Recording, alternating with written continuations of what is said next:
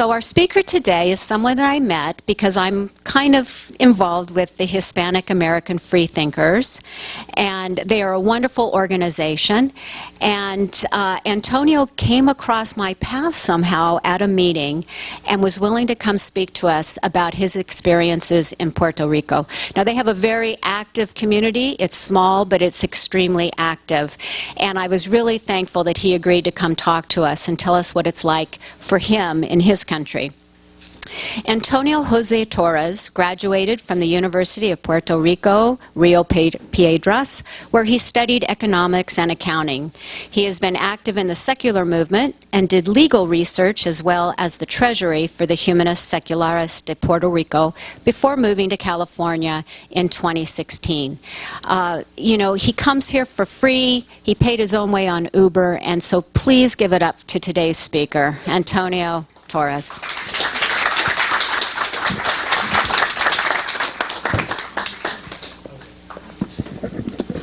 Let me see if I have everything going. Perfect. So, thanks for having me today. I will be speaking about humanism in Puerto Rico and how our organization there, Humanistas Seculares de Puerto Rico, has been progressing since 2011. We barely joined and founded this organization in 2011. I was recruited late 2013, early 2014. When I was in law school there, and we went kind of ballistic instantly. We tried to get the legal battles going to get more public attention, and that's how we started. So for today, you know, when we Puerto Ricans, we're having a big migration. That's why I'm here. We're on the second biggest migration right now, thanks to our economic crisis, and now with Hurricane Maria. So we join our Hispanics groups in the U.S. when we moved to the mainland. Ours is Hispanic American Freethinkers, and Secular Latino Alliance. That's how I met Debbie. And yeah, these wonderful groups reunite every Latino in the U.S. and you know, we form community, and we have our different challenges. We tend to be more Catholic than evangelical in the terms of background, and that kind of unites us, keeps us going. So, for an introduction, I wanted to give you a short history about the 1898 to 1952, to that period, where we, you know, before that period, we were just a possession of Spain, and during that time, the Catholic Church had pretty much absolute control over our institutions. And we basically didn't have any participation. No Puerto Rican could become priest. No Puerto Rican could run for governor, for legislative positions. It was basically a rule of the church by then. So when the U.S. invaded in 1898, it came with evangelicalism with it.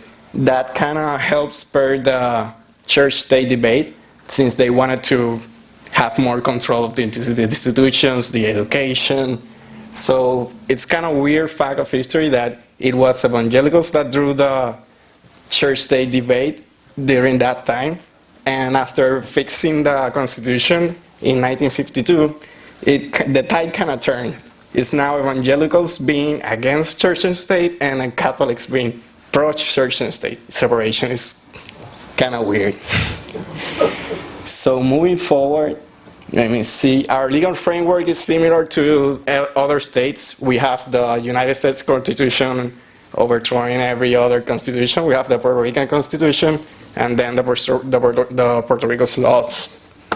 So I like to start with this quote because it goes right through the grain of our culture. You know, Kennedy was a Catholic, but he believed in an America where separation of church and state was absolute.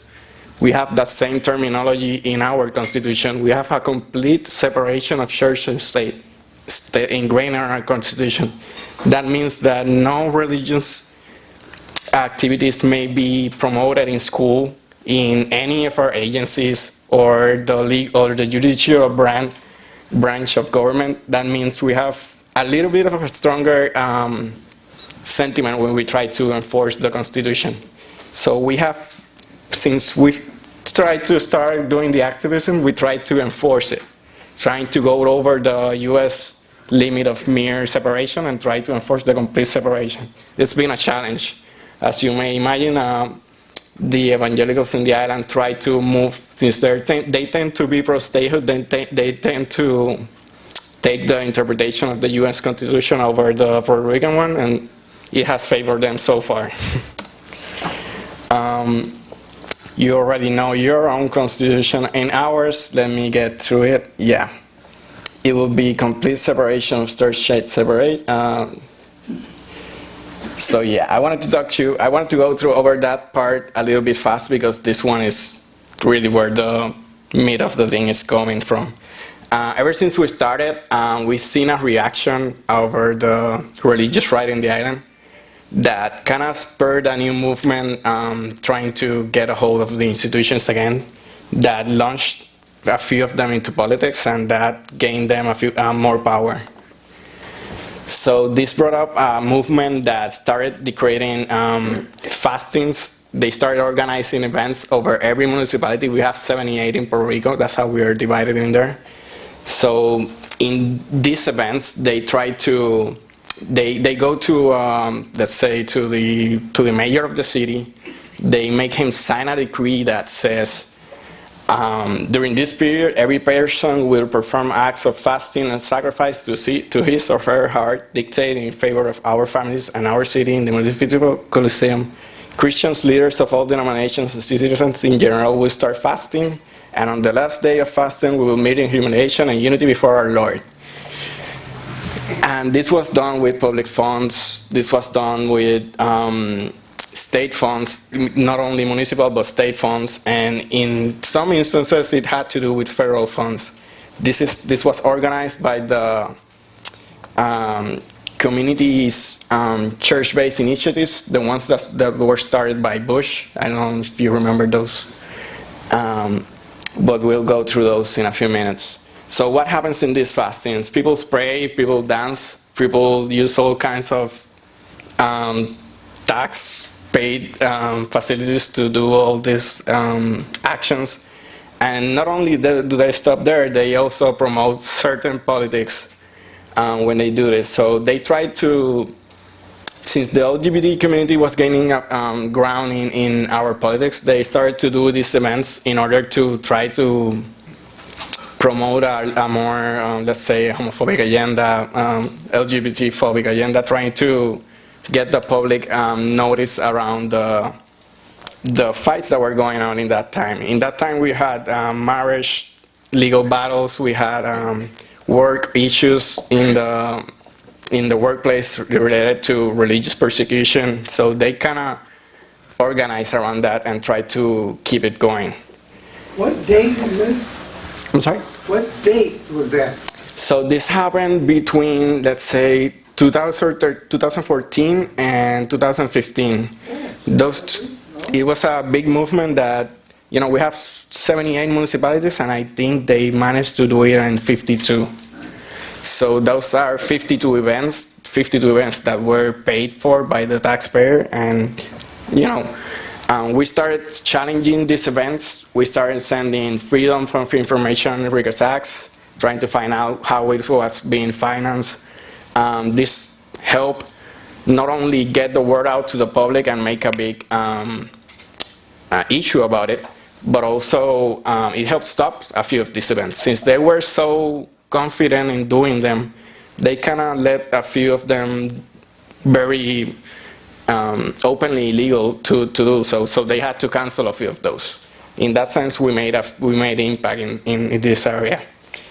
So this, in the original one, 5,500 people attended the event, and it was organized by the Christian Jurist Alliance. This is the group that tends to be like our, this is a strong word, but I guess they are like our local Taliban, you might say so, in the sense that they try to enforce the theocracy through legal ways, not necessarily through violence or something like that. And they're a very active group. They promote themselves as sending millions of dollars in consulting to other groups. This is her president. She debated our legal director, and it was a fun debate. It was a pretty good one. Let me see. This is Regino Babilonia. This is the guy who organizes the events and started pretty much as a coordinator for the whole movement around the island, trying to organize those events.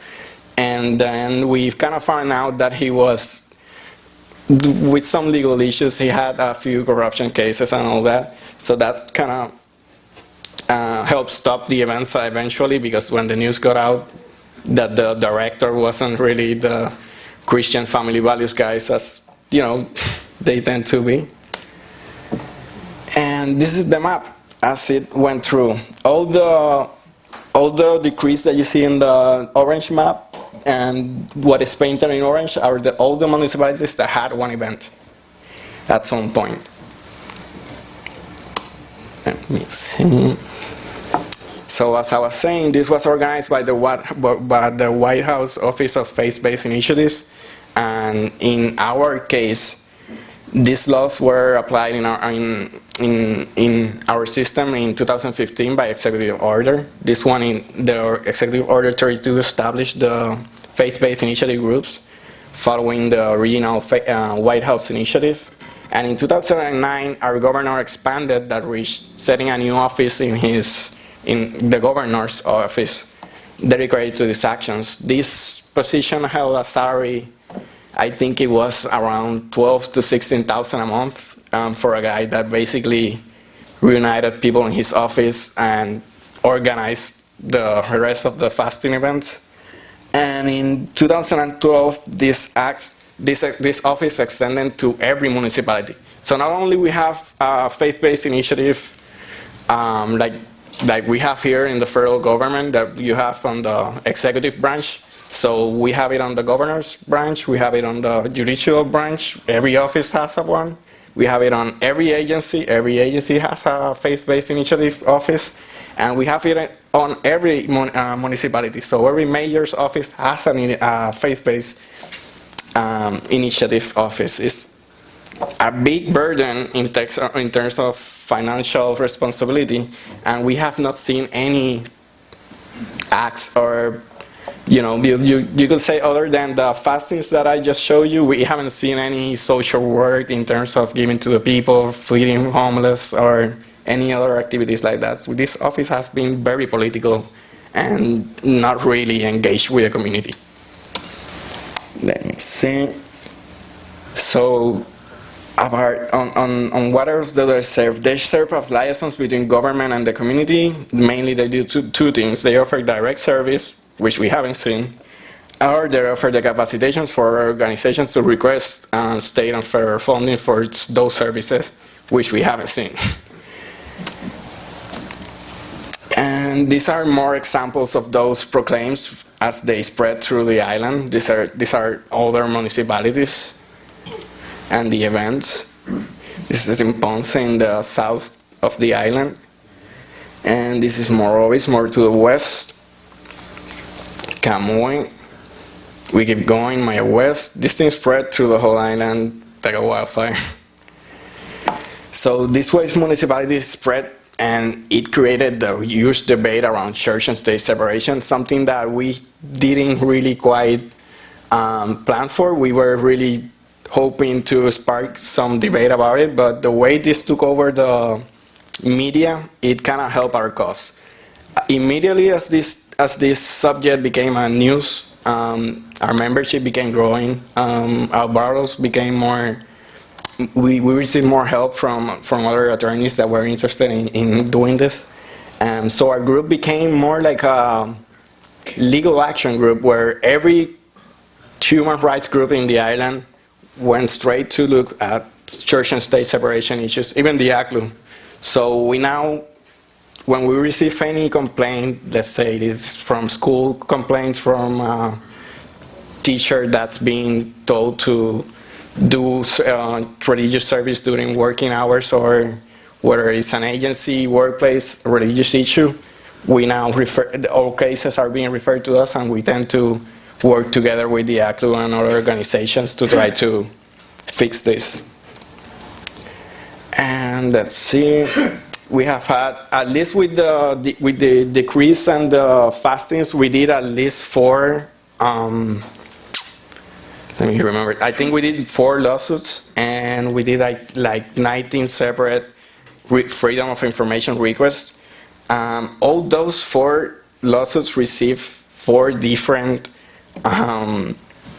let's say, decisions, and none of them were consistent with each other. So what happened was that in every event there was some detail or that differed, and they managed to keep it going, or this detail managed to help stop the event. In some cases, it was obvious that the funding was coming from state funding or municipal funding, so that's what helped stop them. Okay, and now moving on to another curious event, we have the roadblocks to pray. You know, when police do roadblocks for, it's a big weekend and they're expecting people to be drinking, so they put a roadblock in certain areas to expect to catch a few. Well, in Puerto Rico, we have roadblocks where you get stopped so that police can pray to you.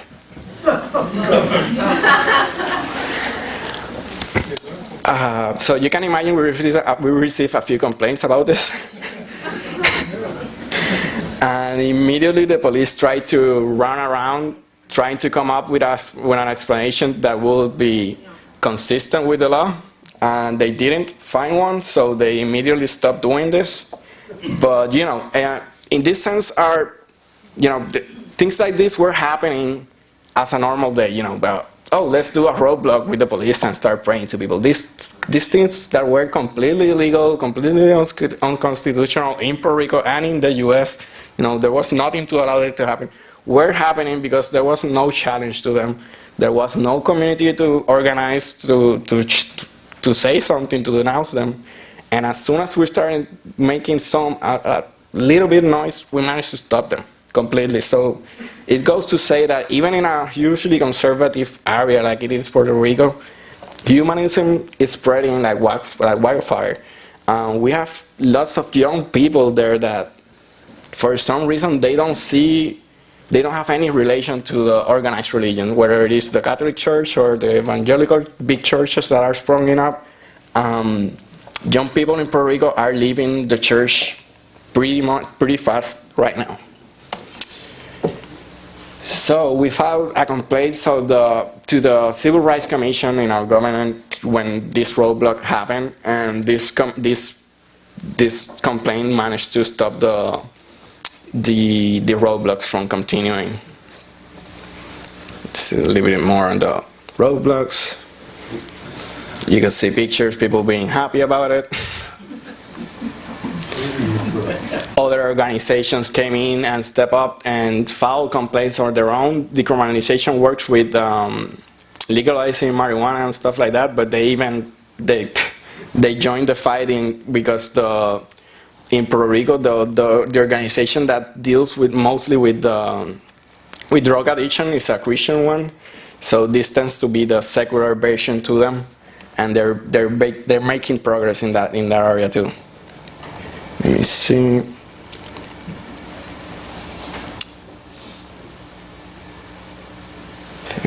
Yeah, and then you have the mayor in that city done questioning why would we sue for the roadblocks. You know, it came as a shock when we did it. Like, why would you do this? What is wrong with you? You know, and we're like, well, there's not only Christians in Puerto Rico. There's Muslims. There's Jews. There's every faith in Puerto Rico. It's present there. And you know, we're trying to create a more amicable atmosphere in there. Another issue we have is religious displays in courts. Every court system still has the same culture ingrained with it, and we tend to be Catholic all the way, even though we may claim to be evangelical or otherwise. Catholicism tends to be the strongest faith underneath. This is combined with another aspect of our culture. Since we are the combination of the Taino people, the Spaniards in the invasion, and then black slaves from Africa, we tend to have Santeria, Spiritism. So it's a whole mix of pagan traditions, and we call it Catholicism. So we offered a request for special time, for equal time on the court issue about the displays, and we tried to put in one of the Freedom from Religion Foundation displays, the one from Arnaudi, that I think is the same message you guys have here in the back. Oh, at this season of this winter solstice, let reason prevail. There are no gods, no devils, no angels, no heaven or hell. And we tried to install a few of these in the same courts that had the nativity display. And of course we were rejected. And when we were rejected, what we managed to do is the court rejected us because they thought our request was a bit slow at the time, and it came too late for them. So what we did the next year is obviously send it since October, I think, and we managed to stop all displays to others, even ours, but at least we had the effect going. Another event. This one I think was the first lawsuit we ever did. 2014, they managed to do the Holy Week celebrations. So our government, and in this instance, I think it was the governor's branch that celebrated this event, this Holy Week event in the Capitol. And what we did is we filed an injunction. I think this was our first lawsuit. We filed an injunction to try to stop it. The judge ruled against us. I think the reasoning was because he called the event academic. For them, this event, this promo, it didn't look Christian at all. That was the explanation. And then you could see in the promotion that it had biblical verses. But for some reason, our judges are treating Christianity as a non-religion, like as if we were like a philosophy or something apart from organized aspects of it, and they just treat it as if it were economical. I forget the word. Economical, I think it is, and this has created a few legal challenges for us. We get since the judges are not seeing these events as religious per se, they are not. This in particular one is ongoing every year. So every Holy Week, every year, we have an event in the Capitol that we haven't quite managed to stop yet. And yeah, this one takes in tax money. It's whether you pray for it or not. Oh, there I am. Let's see. By the way, the guy you see in the picture on the right, top picture, he used to be the Speaker of the House. During that time, is now facing corruption charges.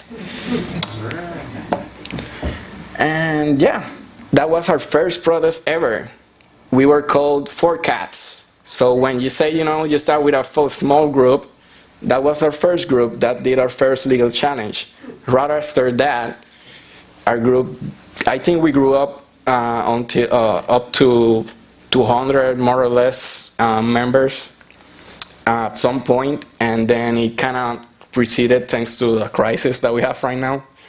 And but the movement has grown by way far than our organization. We started with Humanistas Seculares in 2011, and in 2015, Ateístas de Puerto Rico became a new organization in Puerto Rico. So we now have a firebrand atheist organization in Puerto Rico. And we now have as well the Flying Spaghetti Monster Church. So when we have some of these events, we try to source which of our groups is the best suited to deal with a particular activity. If we are looking for equal time, we're going to send the Flying Spaghetti Church because we know that's going to spark a reaction. And if you are looking to do religious inter-religious activism, cooperating with some other religious groups when we can join together and fight for LGBT rights, women's rights, etc. Then we turn to the humanist group, then we tend to go co-to-co with other groups. And if we need the firebrand types to make a noise, to raise an issue, we send Shirley Rivera, I'm sure some of you know her, and she'll make the news, she'll make the spark, and we'll bring the good guys later. So we've organized a few marches as well. This one was celebrating diversity right around the time where the marriage equality happened in the US and applied to Puerto Rico as well. So we celebrated big time when that happened, and we organized a huge march in San Juan when that happened. Let me see. Another incident in school, I think that our number one complaint is still incidents in schools. We have lots of parents that go to public schools teachers and either request to them that they stop teaching something or request that they start teaching something about religion. So, whether it is sex education, biology class, you name it, history, we've been receiving complaints after complaint, and it's been quite a challenge to manage. Our Department of Education is huge in the island. It's a 3 billion agency. It's enormous. And I think the biggest problem is the agency itself, since it doesn't have any mechanism to enforce separation in the schools. They don't really control whether or not the community, the community in itself tends to be conservative. So it's a challenge from both sides. How do you do it from the administrative standpoint of view? And how can you reach the community that is so reactive to these new ideas that are coming into school? In school, we are now starting to teach a curriculum based on gender parity, so that created quite a wave with the religious right, and that brought us to these incidents here. So what we do with schools is we tend to send, whether it's a letter to the teacher, if it's the teacher doing the problem, or to the director, and we tend to go through up the chain of the command to try to find solution to it without lawsuits. We tend to find that these are too expensive and do not reach a conclusion, and with the letters we've been having more success for some reason. The letter in itself, it tends to be more friendly, and it's like, hey, we received this complaint, student X was told to pray or not to pray or something, and we've been more successful with this. Some parents have gained a few tracks with it, and teachers themselves as well. Some teachers, let me see if I have the case. Some teachers had a complaint that in 1 year they were like the best teacher in the school, and then one parent made a complaint about him being atheist. So he got kicked out of the school for it. And with a single letter, we managed to fix that situation, resolve the conflict. Teacher found a new job or a new place, but at least we managed to deal with that one. So what have we been doing after Irma and Maria happened? Well, thanks to Secular Humanist, Secular Latino Alliance, and Davis Tamayos, the Hispanic freethinkers, we've been able to ground up a huge support from the US in terms of all this food you see here. These were donations that we received either here in California, a few, or Shirley got some in Houston, and David Tamayo got some in Virginia.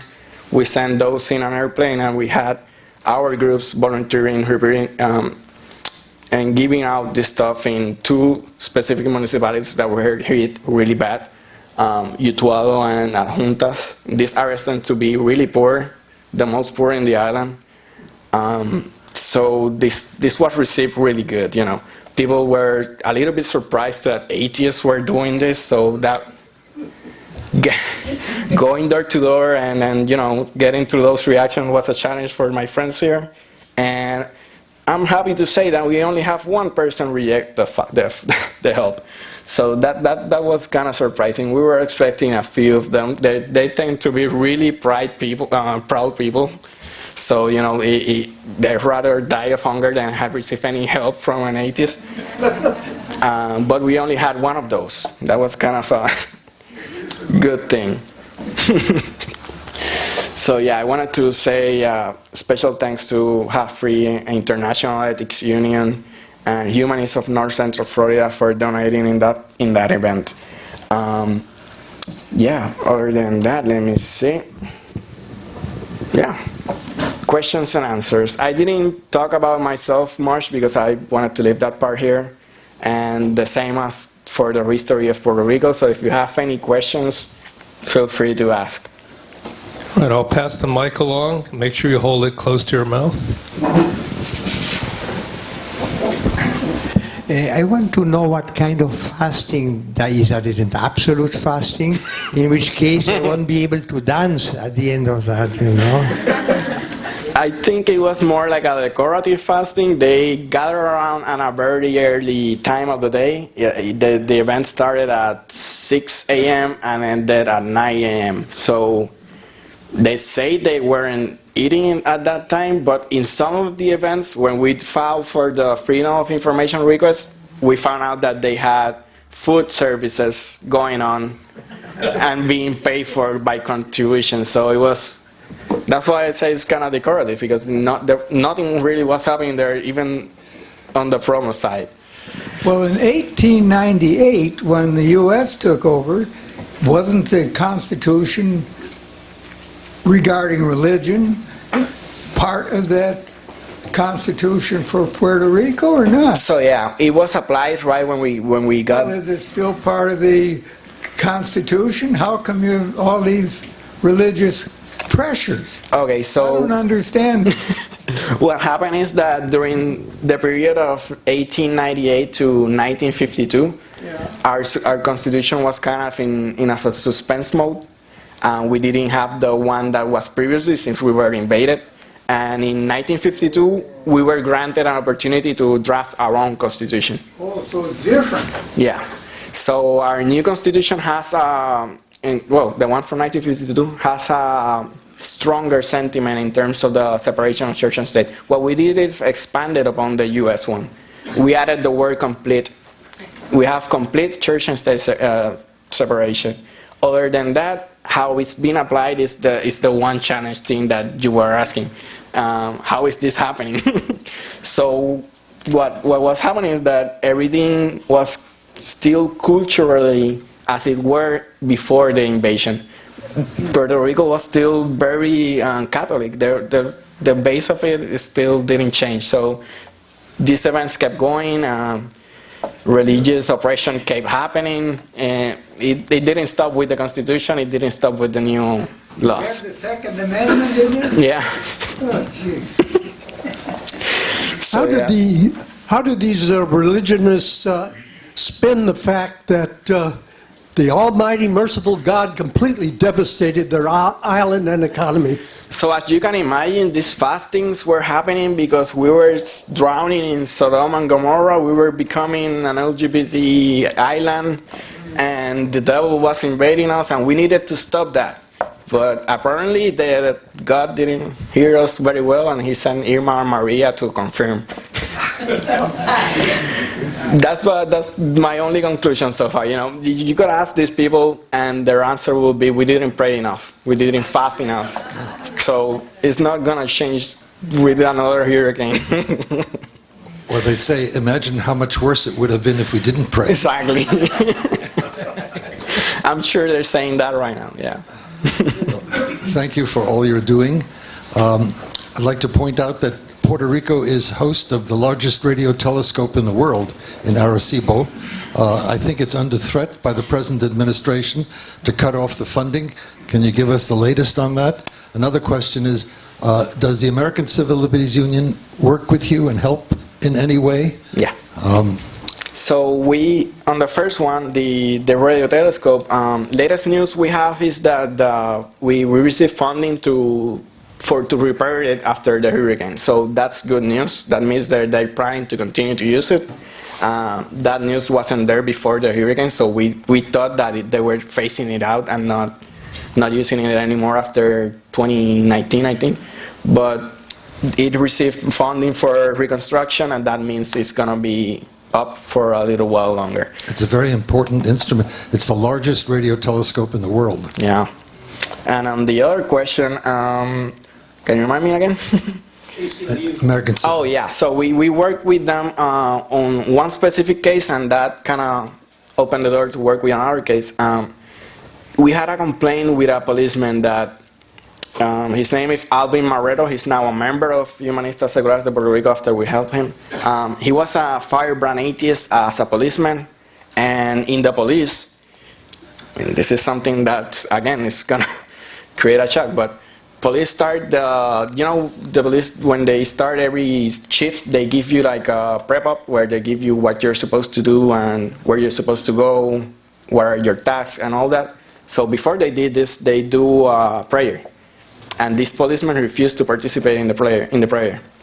And, he was very open about it. He said, I just don't want the prayer part, so I may go to a corner and come back for the task announcements. And what happened was that the superior put him on the spot, told everybody about it, and what they did is that they hold him while they were praying right on their side, and they started humiliating him to the point where he started crying. This created a huge case in Puerto Rico that made the news. This policeman reached out to us, and we reached back to the ACLU for help. And we ended up giving the case to the ACLU, and they carried it out to the winning stages. The policeman now he sued the police. He won that case, and they're now just working out the settlement payments. So that's a good story there. After that, we've been working with them. When we receive any complaint that's specific to work issues, we tend to go with the ACLU. They have a really good relationship there. Hi. Coming from such a religious culture, would you mind talking a little bit about yourself and how you came from that situation to becoming an atheist and a humanist? And also, is your story typical of other people like you, or do they go all ways? So it's hard to tell for me because I don't remember any time where I was actually a believer. I was born in a Catholic household, so my parents were very Catholic, my grandparents were very Catholic, and I was mostly raised by my grandparents from my father's side. And I read the Bible every day with my grandfather, and that kind of didn't work out well for him because that helped me be an atheist in that sense. From very early, I remember being 6 and debating him about atheism. Like, why would you believe this or that? So my experience in particular is kind of weird because I was an atheist from very young.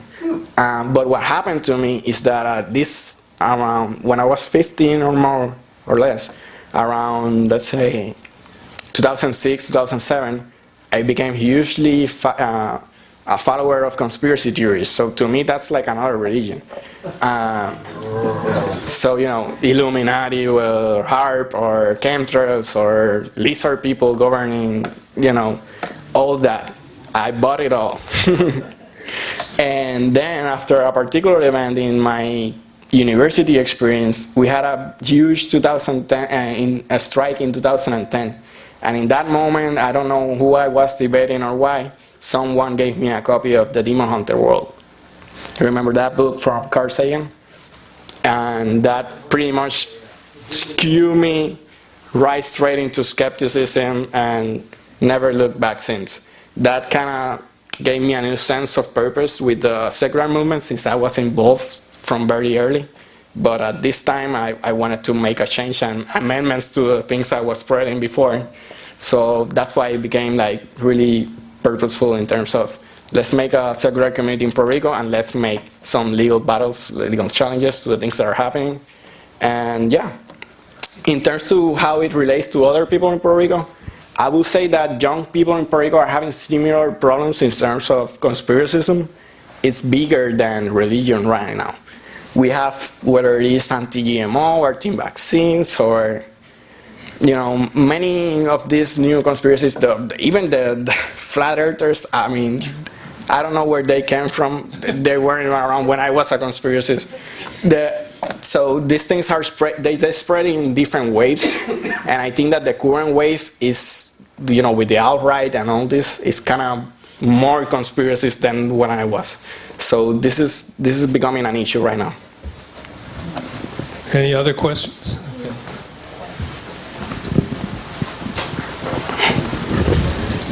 Hi, it's a different question. Can you comment on the types of helps that the humanist community in Puerto Rico is providing after the hurricane to the people in Puerto Rico? Yeah. So when David contacted us about how to help Puerto Rico, we had trouble because when we were receiving help, it got stuck on the ports.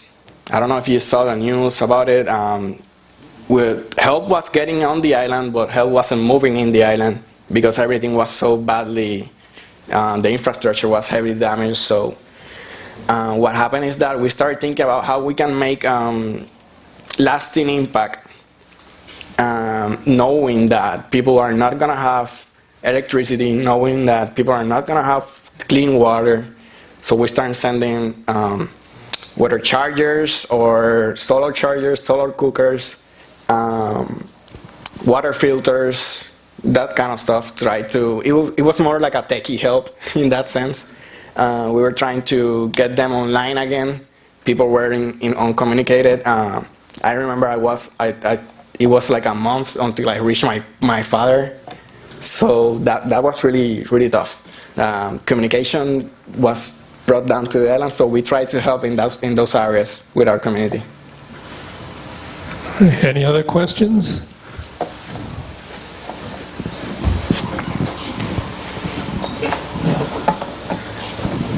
Hello.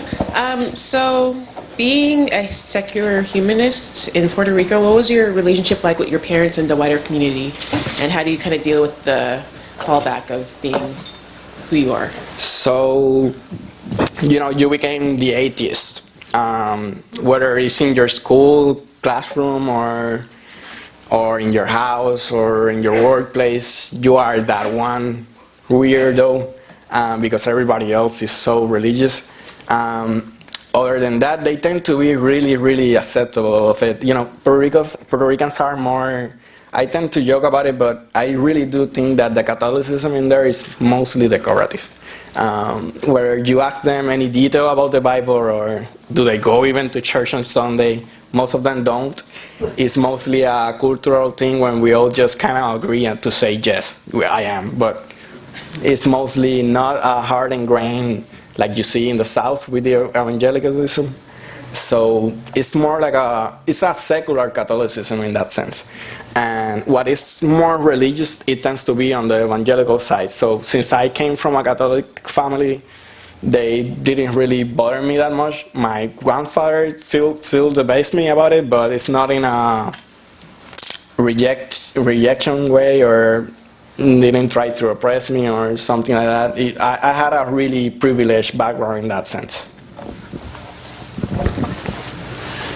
Yes, have you heard about the solar batteries or whatever provided by Tesla? I understand that has helped quite a bit. Yeah, I know so far that they've done at least 6 projects so far in Puerto Rico since the hurricane. They helped start a hospital in one of the most important ones in the metropolitan area, and they are now doing small microgrid projects in the small islands.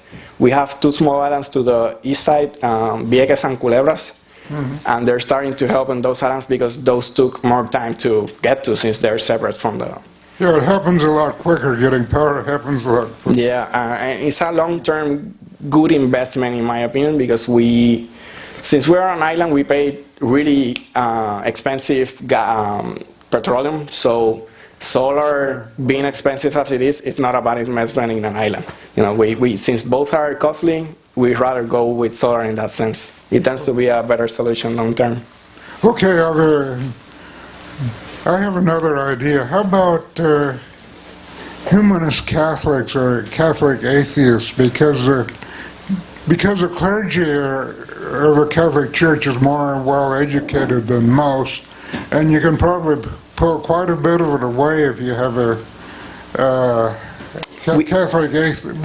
Catholic humanism or something like that. We have a few. It's a state institution almost. But. So I say that public-wise, it works like that. People tend to be secular, and we don't have a challenge per se from the people. But institutionally wise, we still have a few fundamentalists running the Catholic Church in there. Okay, so that's an in-run. Yeah, but it's a good thing. Yeah.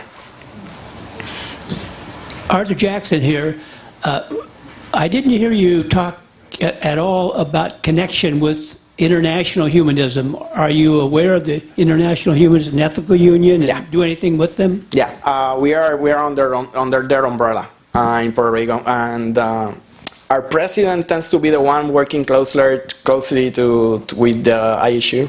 She's now going, I think, in May to some conference sponsored by them, so we work together with them, and it's been a good relationship. Yeah. Hi. The largest community in the United States is the Nuyorican community. Could you talk about how they've reacted to this, and how many people have fled to New York? Because I understand there was a great outflux of doctors and medical people as the hurricane approached, which doesn't seem very community-oriented.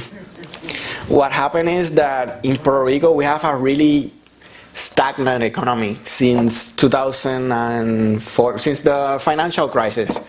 We haven't seen any of the recovery that we have seen in the mainland here. So Puerto Rico is still on 2004 status in that sense. So doctors are really finding themselves in a situation where they don't have the income expectations that they used to, or they aren't receiving any income at all, because the huge, the big groups that make the payments are all going bankrupt, or it's a really bad situation overall. So we have medical emergency, and the same with nurses. Nurses are, we have a need for those right now.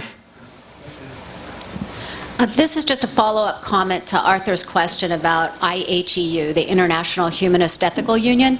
They have an annual conference every year, as you mentioned, and then every 3 years they have a World Congress. And the American Humanist Association is sponsoring the next World Congress in 2020. It will be in Miami. Nice. Also, the IHEU has just added a new board position specifically targeting the Hispanic communities, and they're looking for a board member from a Spanish-speaking nation, and that's going to probably help get more inclusion. Yeah, no, I think that since the second big wave of Puerto Rican migration is currently ongoing, and the same is happening, the U.S. is full of Mexicans right now, so we're trying to join together and find our place in terms of how to build a secondary community for us and to keep building under the huge umbrella that we have going right now. Since you had big organizations already established like American Atheists and American Humanists, we were trying to find our spot in terms of how can we add to the Hispanic mix. Yes, what's the situation with women's rights in Puerto Rico? I'm particularly referring to birth control and access to abortion. So that's a really good question.